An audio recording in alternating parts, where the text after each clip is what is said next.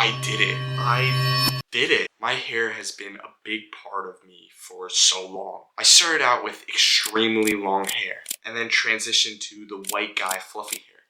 And now I have a buzz cut. I've been talking about getting a buzz cut for almost a year now, and I finally did it. And if you have ever wanted to get a buzz cut before or have been on the fence, then this is your sign. Today's video is on not caring about other people's opinions.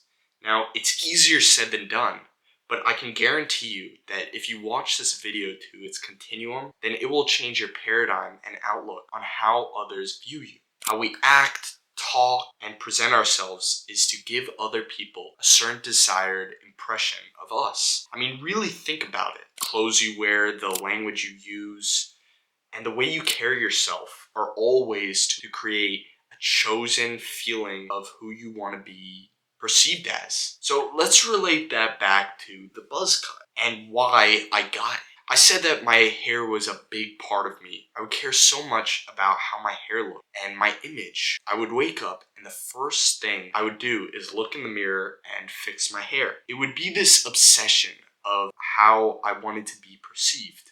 By forcing myself not to focus on my hair, I can focus on more important things. A juxtaposition to this buzz cut is that the confidence was nothing like I had experienced before. I couldn't have any more bad days, and I guess I couldn't have any more good hair days because I was forced to just stick what was in the mirror. I am a big believer in putting yourself out there, whether that be applying for a job, posting a video, sharing your thoughts, or just anything. Just getting yourself out there in any way will be beneficial for you. It doesn't matter what other people think about you. And 9 times out of 10, people are more concerned about their image than they are about you. I am currently reading this book by the great Jordan Peterson, 12 Rules of Life. Peterson gives an ideal synopsis of rules to follow in our daily lives. Rule number 4 is compare yourself to who you were yesterday, not to who someone else is today. No matter how good you are at something, someone always outranks you in some sort of way. You think you're a good cook? Compared to Gordon Ramsay, you're nothing. You think you're a strong lifter? Compared to Eddie Hall, you're incompetent. You think you're a good runner? Well, Usain Bolt has you beaten in that field. There is always someone better. Peterson goes on to say, every game comes with its chance of success or failure. Differentials in quantity are omnipresent. Furthermore, if there was no better and worse, nothing would be worth doing. And I think that's just it. There will always be better and worse in this world. You just have to focus on yourself. He continues to support this argument by challenging it. You might object, I should be winning at everything. But winning at everything might only mean that you're not doing anything new or difficult. You might be winning, but you're not growing.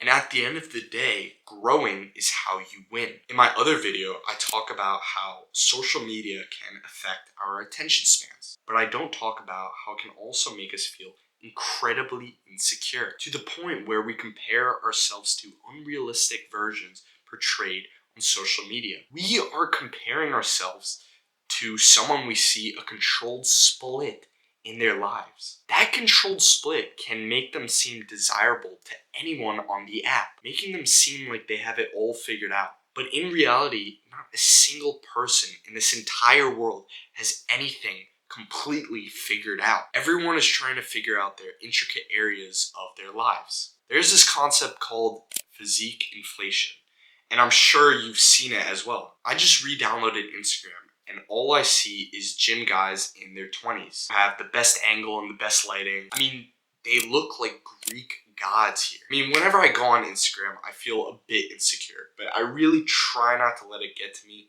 But you know, at the end of the day, it does kind of get to me. In the early 2000s, when the original Spider-Man came out, this is what a Hollywood physique looked like. And this was impressive. In old videos, you see Tobey Maguire, the guy in the photo, talk about a strict regimen to achieve this physique. I worked out for 5 months, 6 days a week, up to 4 hours a day. And do you eat more food when you do that? I had a nutritionist, and I was eating 4 to 6 meals a day, lots of protein. But now that physique is just mediocre at best. to today's standards. It's almost like there's been a physique inflation. Another thing that I've noticed is that actors playing teenagers are in their late 20s. This leaves unrealistic standards of what one should look like at a certain age. A quote that comes to mind about this topic is, "Comparison is the thief of joy," by Theodore Roosevelt. This quote really puts it into perspective. You will literally not get anything out of life if you just constantly compare yourself to other people.